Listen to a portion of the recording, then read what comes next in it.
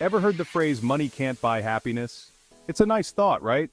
Like a unicorn riding a rainbow, it's pretty, but not exactly grounded in reality.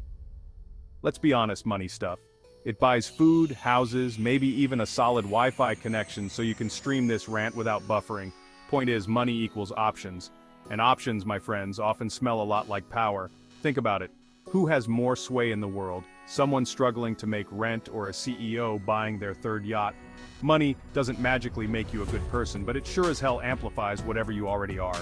Good, bad, or somewhere in between, money turns up the volume. This isn't about bashing the wealthy, though let's be real, some deserve a good bashing. It's about understanding the weird, often screwed up relationship between power and those little pieces of paper, or the digital zeros and ones we call money. Because here's the kicker. This relationship affects us. Whether you're swimming in cash or dodging overdraft fees, understanding this dynamic is crucial. So buckle up, Buttercup, because we're diving into the wild world of money and power.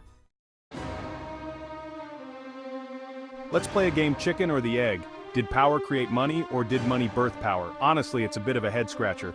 Throughout history, they've been in a twisted tango, each influencing the other. Think kings and queens. They taxed their subjects, amassed wealth, and used it to build armies, palaces, you name it. That wealth, their power, making it harder for anyone to challenge them. Fast forward to today, and it's not that different, just with fewer crowns and more, well, lobbyists. Corporations use their massive profits to influence laws, elections, even public opinion.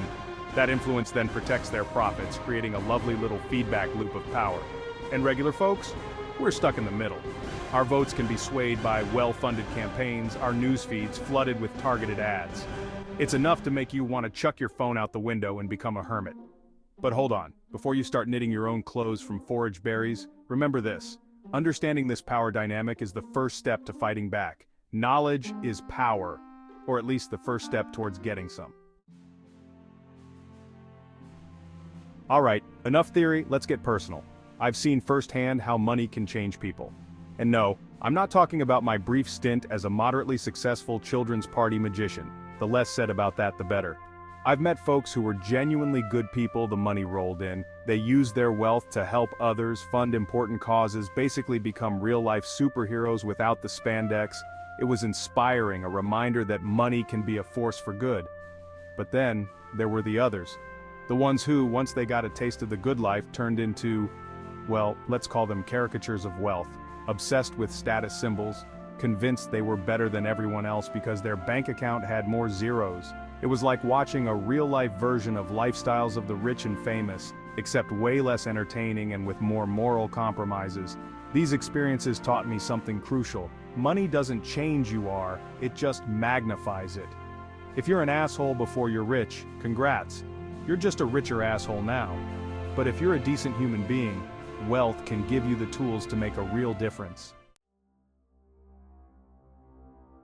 Let's talk about greed. It's the ugly underbelly of the money power dynamic, the part they don't show you in the brochures for investment banking internships. Greed is like that friend who's fun at first, but then convinces you to do a tequila shot at 3 a.m. Bad decisions, always. Think about the financial scandals that regularly grace our news feeds. CEOs cooking the books, bankers gambling with people's life savings, politicians accepting bribes like it's a perfectly normal Tuesday afternoon. These aren't just isolated incidents, they're symptoms of a system that often rewards greed over ethics. And it's not just the bigwigs. We've all felt that little tug of envy when our neighbor gets a new car or our friend goes on a lavish vacation. It's human nature to want more, but when that desire morphs into an all-consuming hunger, that's when things get messy.